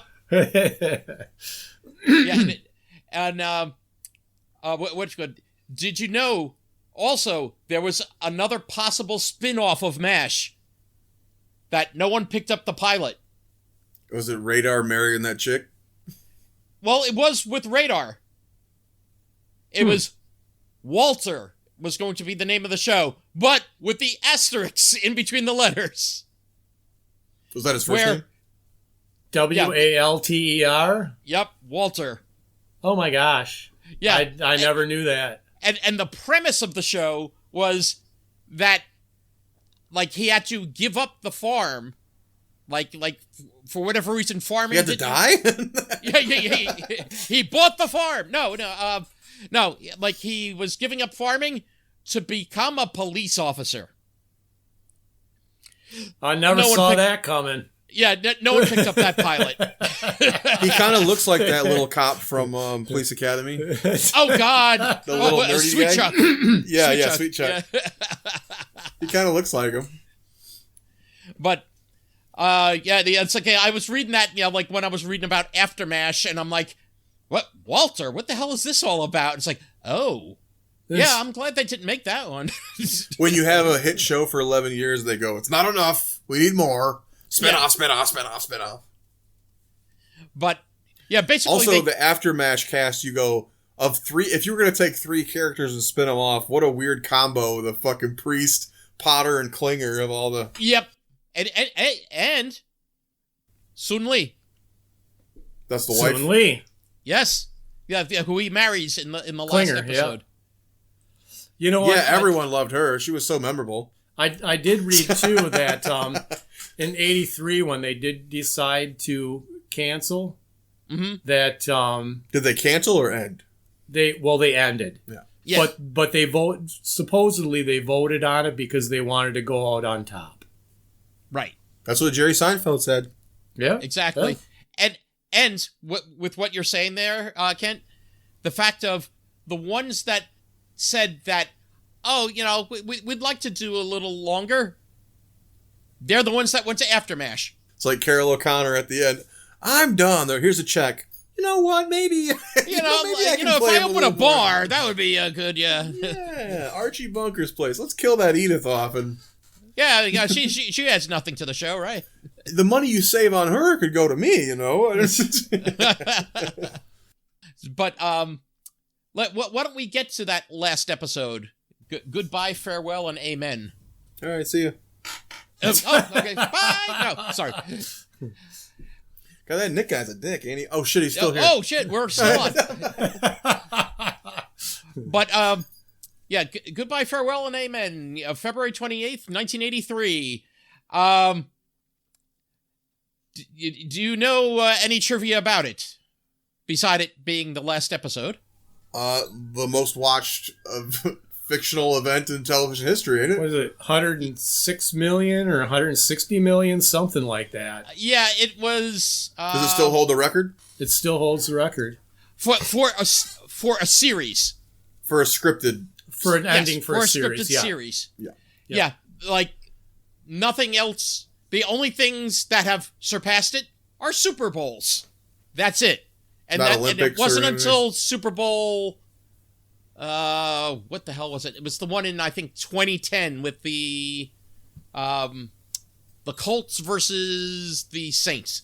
That was the first Super Bowl that surpassed it. The OJ Bronco chase didn't surpass it?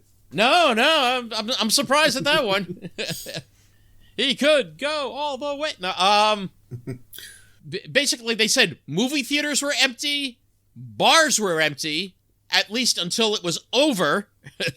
Like there's basically an old wives' tale, whether it's true or not, I don't know, about that in New York City, the water pressure went too low once the show was over because everyone finally went to the bathroom in New York. But yeah, it was almost 106 million total viewers. That's incredible. And that's the United States alone. The total audience was 121.6 millions. Worldwide? Yeah, worldwide. What if the show aired in Korea? Do they like the show? I don't know. Let's find out. But basically, it was like 70+% of TVs we're watching that episode. Yeah, we just watched it. We literally just ended it right before we started recording with you. You know, one thing I was looking at 2 hours. I was looking at too is even when they were the 3 channels, well, PBS if you had the right dimensions, but it's incredible that some of the shows that they actually went up against. I mean, because you're talking about 3 channels. Yeah. They were up against the A-Team at one point. Yes, NBC, Friday nights. Yeah. So, I mean, and they never dipped. I don't think they ever dipped under 15 or 20 in the top. No, they were consistently in the tops, except for those initial, in the first season when they were a Sunday night show. As far as the directors, producers, and that, the producers, you had Larry Gelbart and you had Gene Reynolds. The two of them were there for the first 4 seasons. Reynolds lasted one more season. And then, what the hell was the guy's name? Shit, I can't remember. Yeah, I looked it up too, but I can't remember. Because I was watching also one of the documentaries, and they were speaking to Bert. Yeah, Donald Pleasance. Donald Pleasance, yes. Metcalf or? Burt Metcalf, thank you. Yes, and one of the people that also wrote and directed some episodes in the early seasons was Jackie Cooper. That's right, he did. Which he was in World War II, wasn't he? Didn't Jackie? I think he may have been, but he was basically also the child actor Jackie Cooper, and he was he was known for a lot of his early stuff. when it came to, because he was actually, I believe, one of the Little Rascals. Huh. I loved it that they could make you laugh 1 minute, and then halfway through the show it got so serious that. Yep. I mean. Yeah, you'd be choked up at at some point during the show because they brought you the true what actually happened. They're cracking jokes in the Jeep, and they roll up on that guy, the Korean family where they're making the daughters rake for landmines. Oh my God! Yeah, that was so crazy. She gets blown up by a fucking landmine, and radar rushes out there. And you're like, Jesus Christ, what the fuck? It's like you know there were landmines out there. There were landmines? I love the one, I think it was Tai Dan. There was an episode where they operated on a bunch of injured, and Hawkeye and I think it was Trapper. They realized that the shrapnel was American shrapnel. They could tell, right? And they pushed and pushed and pushed to the American higher ups that they're getting bombed with their own shit. Friendly fire. Yes, and they pushed that, and eventually it went through the papers and stuff, and eventually they pushed that Americans finally said, you know what, we were to blame, and we're going to rebuild that city.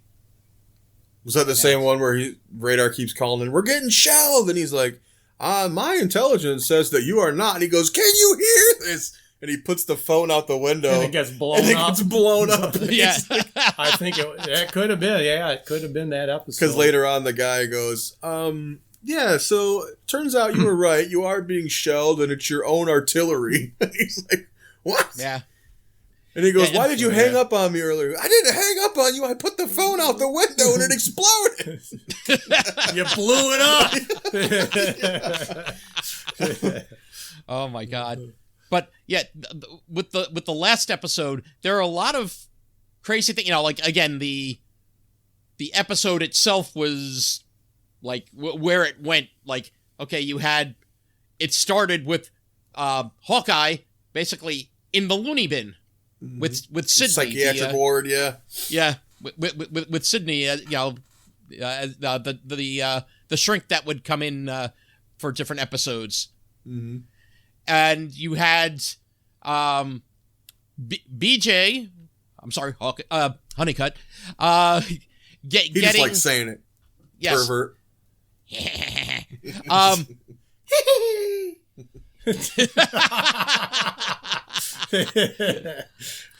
need to go higher? Oh, man. Now we can sing like Geddy Lee. Bye, bye, night. No, but anyway, the Honeycutt gets his papers to say he can go home. And then they get rescinded. Which gets rescinded as the helicopter is taking off. Well, they had to straighten Hawkeye out, too. Sydney did. Yes. Well, because of the back of the bus. Yes. Like first Hawkeye made it sound like, oh, it was a day at the beach and... like they were coming back on the bus and having a grand old time, and then it's like, oh no, wait, the bus, it was, they were doing surgery, it was wounded on the bus, and then it's like, oh wait, there was there were other people on that bus that they had picked up, and there was supposedly North Korean artillery around, so they had to keep very quiet. Yeah, and the lady had a chicken that wouldn't keep quiet. And unfortunately... How do you keep a chicken quiet? Unfortunately, it wasn't a chicken. Yeah, it wasn't a chicken. It was her what baby. Hawkeye's... He kind of tried to hide that. Yeah. Till Sydney brought it out. Yep. Yeah, and in fact, I was reading about it. If that had seriously happened, and he was like... Yeah, Hawkeye would have gotten a Section 8. For that event. That's tragic. Yeah. So, like, there was... It's like, oh, the war's finally going to come to an end here, but all these tragedies keep happening. Then, when Hawkeye first gets back to base, finds out that Honeycutt has left, and it's like, he didn't leave a letter. Because he's like, fuck, it's Trapper all over again. Exactly. That's exactly what he said. It's my best friend left again without leaving a note. Do you remember there was another tragedy that happened? It's something that you said before, Kent, that they had, like bugging out. They had to bug out because a fire was approaching. Did you know that fire was real? Oh. They used that, didn't they, for that that episode? Yes. What happened was there was an actual fire in. They used to tape. The MASH set was part on the Fox lot and part in Malibu, California. This was the part in Malibu, There's California. There's never fires in California. No. This is something that just happened recently. No.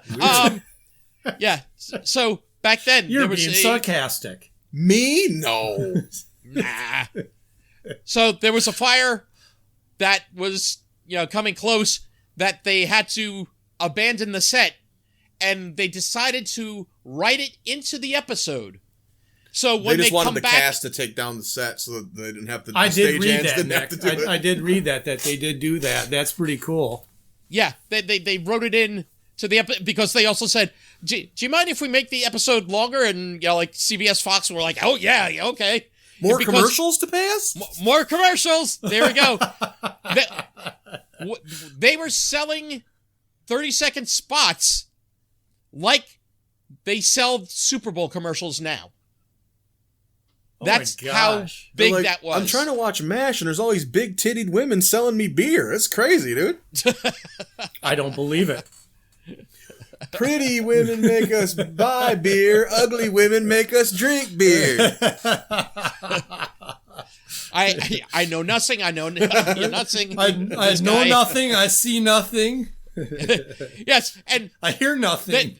The strange things that I bring that up to is like, yeah, before we had MASH, yeah, the settings for like military sitcoms were Hogan's Heroes at a German POW camp, but it was all goofy. And, Don't forget F Troop.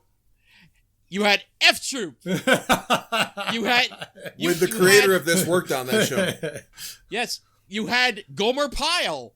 This is what people were used to military-based. I think Farr might have also been on Gomer Pyle. Okay, that I wouldn't don't surprise know. me. There was someone I looked up That's on the the same show time that was frame. on Gomer Pyle. I think it might have been Farr. But yeah, so yeah, people weren't used to this portrayal of war and the military and the doctors, they just they want to save as many as they can, and they just want to be out of there. They it's other than a select few, no one wants to be there. I'm going to ask Nick the same question I asked you earlier when you had an aneurysm and couldn't figure out what I was asking you. I'm sorry I had and that. I'm going to see if... Okay. I did wake up from that, though. I was asking him, I said, so when the show starts, episode 1, like you could tell Hawkeye's already been there a minute. Yeah. So how long do you think he'd already been in Korea before the show starts? Now that's a weird one. And also, second part of that, how long do you think the show is supposed to encompass? Which is weird because of when we talked about the Korean War earlier, or police action, as it's also called. That went from, I believe, 1950 to 1953. So there's not a lot of time for 11 years. 11 seasons. Yeah. Well, that 70 show, each 2 seasons was one calendar year. I but believe. if there's one episode a week, I mean, you got to kind of condense that. If you count them as weekly, I mean, maybe. Right, but there are episodes. There was one episode that basically went through a year, basically 4 seasons. So it's like, wow, wait, hold on, you don't have much war left. Well, and like, that's what I was saying. Is in the first episode, he feels like he's already been there a while. He's the one kind of teaching the new kids. Yeah, and that's the crazy thing, because I think at this point, what they're saying is really only, it's supposed to be, I think, 1951 at the time, but yeah, it's a little contradictory when it's like, wait a second, okay, he's been here how long then? Yeah, like, hold on. He fought the Korean War for 20 years. A career man. Next on The Twilight Zone. Yeah, that's what I was wondering, because I was like, he feels like he's so the one who is like, this is the way it is, kid. I've been dealing with this, and it seems like he's been there a while. Right. But then, like I said, you take into account there was time before the show he was there, and then you take in 11 years, and you're also you're dealing with a real conflict that we know the length of. So right. Yeah. So like when you take like the conceptually, okay, this should only be this long. Yeah, you got to throw that out the window a bit, because okay, Henry's there for, Henry Blake is there for the first 3 seasons, and I think they said when he's leaving, I think it was 1952. I wonder if you could, did they say his kid's age at any point?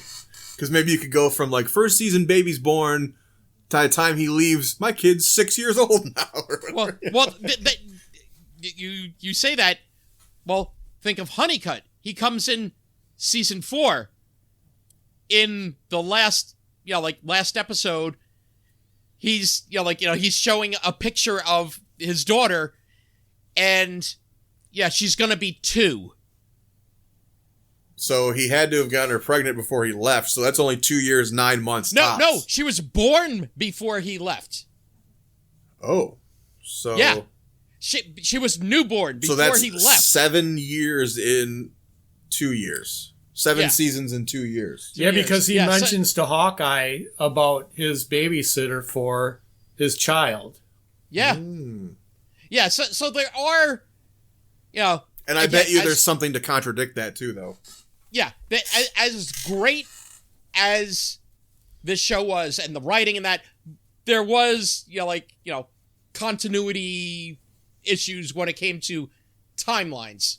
And also there were things with Hawkeye's family, because like he mentions early on that like I think he had a couple of sisters and that, and later on he brings up that he's an only child. So it's like a lot of shows do that shit. Yeah, many shows, but usually what it is like, oh, we see the brother or sister and then he mysteriously disappeared. Here's a question. This is him. I got a question for you, Nick. Yeah. Back to the trivia. Do you know why Hawkeye was called Hawkeye? That was his father's favorite book, Last of the Mohegans. Yes. Yep. And his name was Benjamin Franklin Pierce. Yes. Yep. Sorry. Okay, keep going. I'm glad I invited the nerd on. No. Ken is great. It's great with someone that has the experience with the because I think we're closer in age. I believe, Kent, right? 106, 107. Well, if you add our ages together. Nah. I was born in 1959. So I was actually... Okay, so you are a little older. I was 13 when MASH started. Okay. Yeah, I was...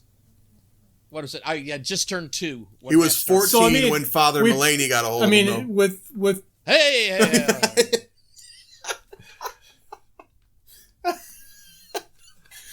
I love you, Jay. Oh, Jay. What would we do without you? We've been friends for a long time. But he gave you a Purple Heart after it was over. or was it just an earring? What was your earring? How were you injured in war? He's walking away.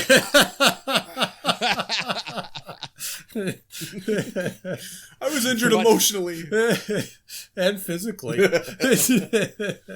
But yeah, this show was just incredible. And the last episode, we finally get where, okay, Honeycutt comes back, number 1, and then the war is over. The armistice has been has been signed, and they everyone's going home. Colonel Potter, he was going back home to his wife, but at the end of the show, he literally rode off into the sunset on Sophie. Oh, the horse. The horse, which he was donating to the orphanage. Oh, which they promptly turn into fucking dinner, I'm sure. Did you know, Nick, that in the show he always had a picture of his wife on his desk, which was actually I had heard that, but yeah, I never had noticed it. It was actually his picture of his wife. Yeah, Harry Morgan's his wife. Yeah, actually. Yep. Wow. The town we're sitting in right now, he lived for a while. He went to school at Muskegon High School, a couple blocks from here. Literally a couple blocks down the road from me. Yeah. Oh, very cool. Yep. Father Mulcahy. We already mentioned that. Like he was going deaf there. Well, he went to Aftermash, so was that a veteran? What was it, a veterans hospital or something they were at? What was the?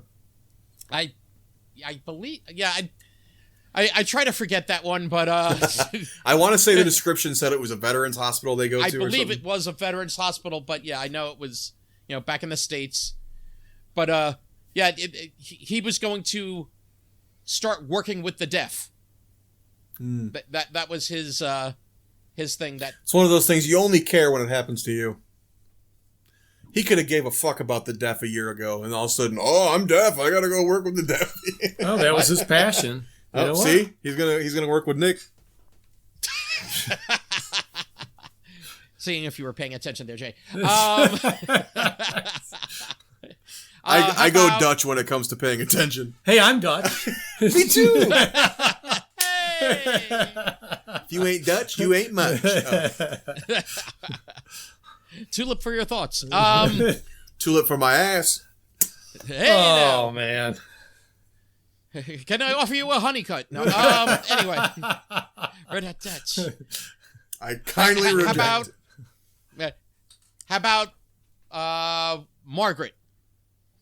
Didn't she go back to work? Speaking of tulips, go back to her father's roots, and she went back to work in a hospital? She was going to follow her father's footsteps and be stay in the army, go to another army hospital. But then she decided no, she's going to go back to the States and be a nurse actually in a stateside hospital rather than in the army. Okay. That she had been under her father's shadow too long. That would be the downside of them wanting to do all these spin-offs. You have every character's a doctor. So they're like, what are we going to have 8 different shows of doctors? Right. Doctor. That's why they're probably like, oh, we better make Walter want to be a cop all of a sudden. Because otherwise you just have another fucking doctor show. Dr. Howard, Dr. Fine, Dr. Howard. Yeah, doctor. Spies Like Us, yeah. I love that fucking doctor. And Honeycutt, well, what did he do at the end? Oh, he left his note that he didn't get. Goodbye and rocks. Yes. Yeah, he was also a guy that wouldn't say goodbye. But that was... And he forgot to write the note the first time because he didn't have time. So he wrote his note goodbye in rocks so that when Hawkeye lifted off in the chopper, he could actually see it. And that was the final scene, wasn't it?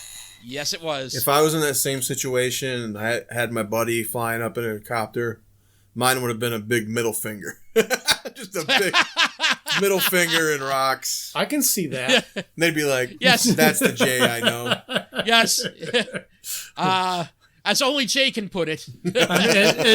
and you'd have to say to yourself, oh my gosh, that's so much love. He does care. He does care. Just eat shit. Yeah, I'd probably leave a turd right there next to it. I'd be going, that's my friend. So, let's actually wrap up because we have been talking a while. What did you think first watch of MASH, Jay? What did you think? What a pile of shit, huh? Don't look at me. This show fucking sucks, dude. He asked you, not me. I think I'm going to take that DVD set I have. I'm probably just going to throw it right in the fucking bin. Maybe take a piss on it.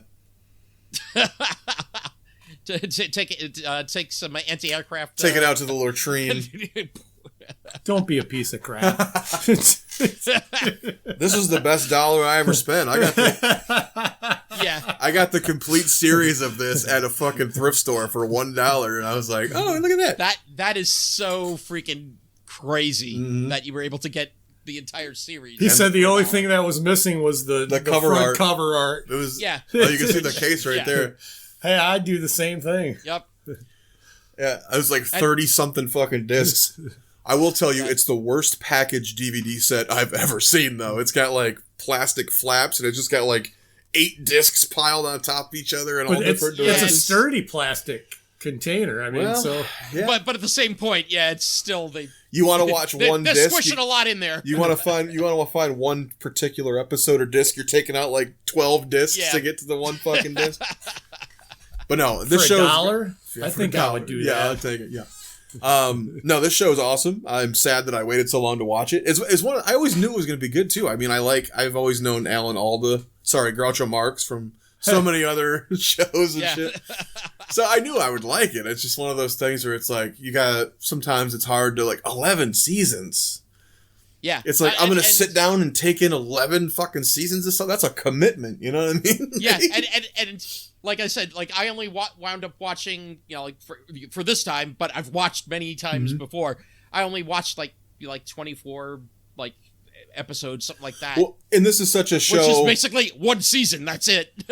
This is a show you can just literally pop in any disc now. Now that I have 30 more discs to watch, I can literally anytime just pop in a disc and be like, oh, I can watch these and I kind of know on so many channels too. You can watch it. Very much so. And now that I've kind of watched like tentpole episodes, I kind of know the timeline, so I don't have to worry about. I don't have to worry about the overarching thing. I can just kind of enjoy the show and the characters now that I know exactly. You know what I mean? Yeah. No. I totally agree with you because for if I had never watched it, it's like, oh, where do I start? What do I do? Yeah. So just get those, as you said, tentpole episodes, no pun intended, the MASH, like the mess tent and such. But, and then it's like, okay, now fill in all the gaps. Right. Get to all those other episodes that you weren't able to get to. Yeah, this is really good. And how about you, Kent? What was the question? Thoughts on the show. Final thoughts on the show. Final thoughts on MASH. He's only got 1 or 2 thoughts left, so are you sure you want to waste them on MASH? You know what? I've always loved MASH. Not the potatoes. The show. Right. My final thoughts are, I've always loved MASH, and I've told you that before. It's not just, it's a dramedy. So, it literally is the first one. It can keep you laughing, and it gives you the serious side. So for me, I've always loved the series, the actors. I do love, for me, I love the first 3 years with Henry Blake and Trapper John, but I do love the other ones. But I don't get sick of watching them. I mean, I still watch them to this day, and I still laugh the same way I did when I watched them the first time. So I still love them. So I will second that. I think the first 3 seasons are the best that I saw, but that's because we love those early characters so much. But you can't discredit Harry Morgan in his own is a great, perfect fit for it. So yeah, and he's a great presence too. Like he definitely brought a different presence than McLean Stevenson did. Again, McLean Stevenson was the goofy Colonel, while truly Potter was like the old timer. Is it the greatest show of all time? Is it a 10 or is it like an 8? What if I say 7? That's your prerogative, bro. Is it a 7? I mean, there's so many good sitcoms out there. Oh my gosh. No, there's so many good sitcoms. Like for me, this is going to be weird because we will get into our list too. If you give it a 7, I think you're in the 70% that watched the finale. So there we go. Well, yeah. I'm sorry. What's that, Kent? No, I'd probably put it at a 6 or 7 because there's a lot of sitcoms that I really, really love. So I'd put it at 6 or 7. To me, as a show, this is a 10. It's considered one of the greatest shows ever on television. The writing, directing, producing, the acting, everything about it was always high quality. It also took a lot of chances, like, with Colonel Blake, killing him off. They did some odd episodes. They did, like, a point of view episode of a wounded where, coming in on the gurney, and the whole episode was from his point of view. The whole episode was from one wounded's point of view, so he's visited by all the different characters. And you got to think back then, we didn't have the, we didn't have the cell phones that could easily record. We didn't have the little cameras that could record. Those were big freaking things that they used to record. So they still rigged it to, follow along with the wounded. They also had the episode Dreams, where every character basically is having like a dream/nightmare about things to do with the war. I think Alan Alda said that was his idea, that episode. Yeah. Yeah, and it's considered actually one of the better episodes, too. They had one episode of a dead man that... Yes, and the only person to be able to see him is... The dead man. No, the dead man. There was one person that could actually see him.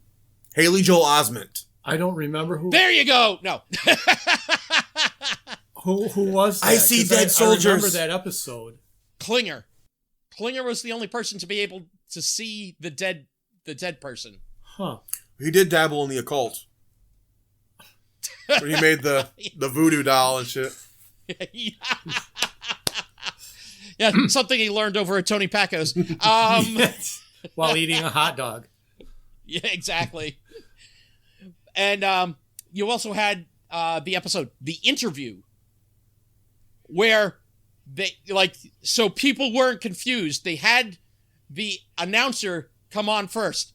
The following episode is in black and white. Yes, I remember that one.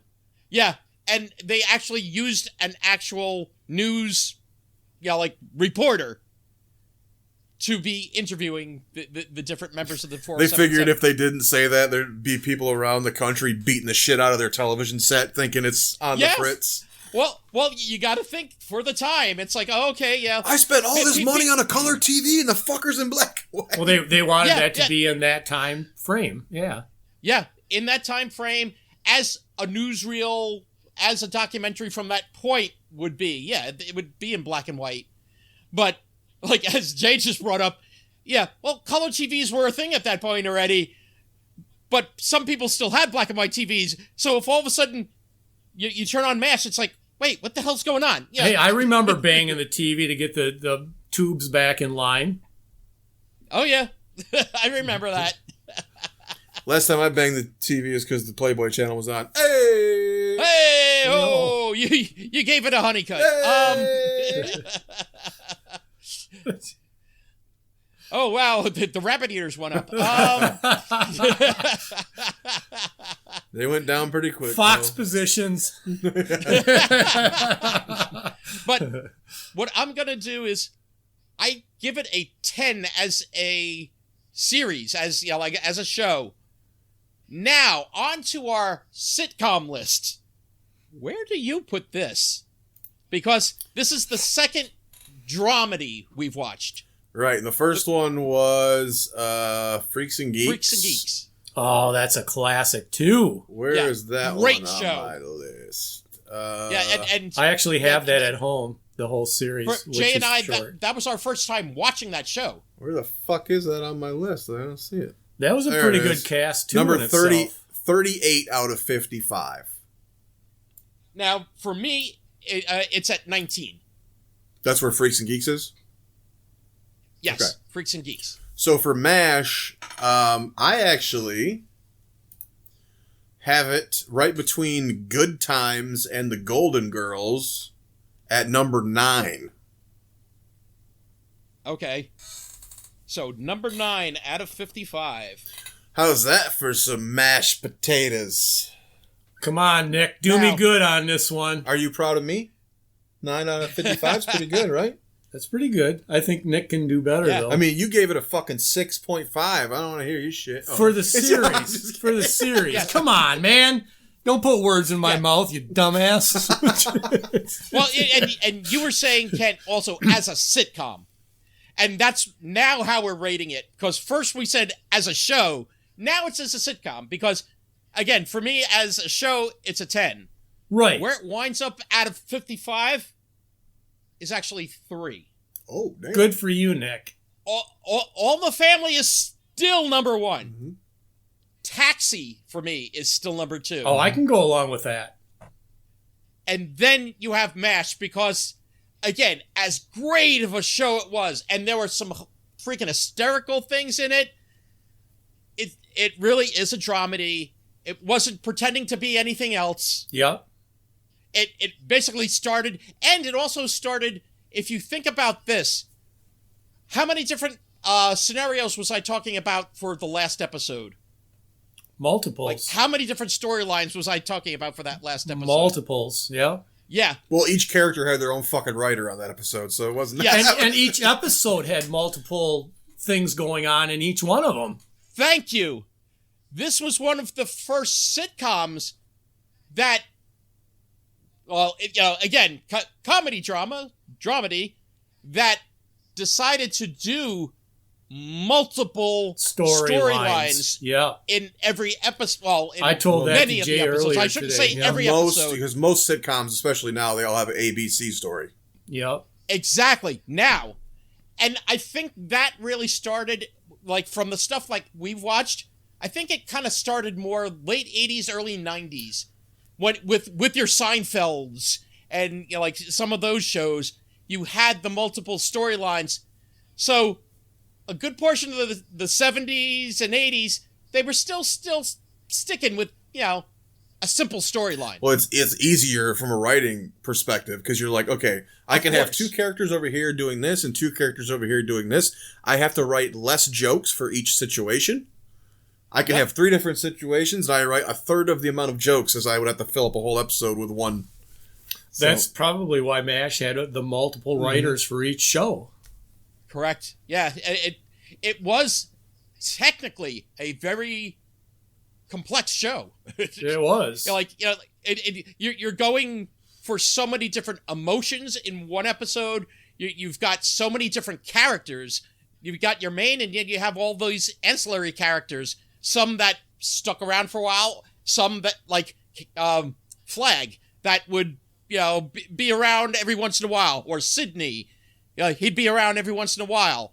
Yep. But, yeah, it's like you had all these characters and all these, different storylines that they're trying to fit. So, yeah, it was a difficult show to, put together, but what they put together was beautiful. And all the actors meshed really well. Yes. Or mashed really well. Yeah. Mashed very well, yeah. I get it. And I'll ask, hey, being you're closer to my age there, Kent, hey, do you remember Mush? Mush? No, I don't. I assume it's a parody of MASH? Yeah, it was an animated parody. I believe it was part of the Underdog show. Huh. No, I never... But, with anthropomorphic, it's whole... You had your own show? Not that I know of. That's crazy, dude. Maybe we should cover his show on there sometime. Woohoo! There we go. Let me know what it is. Underdog.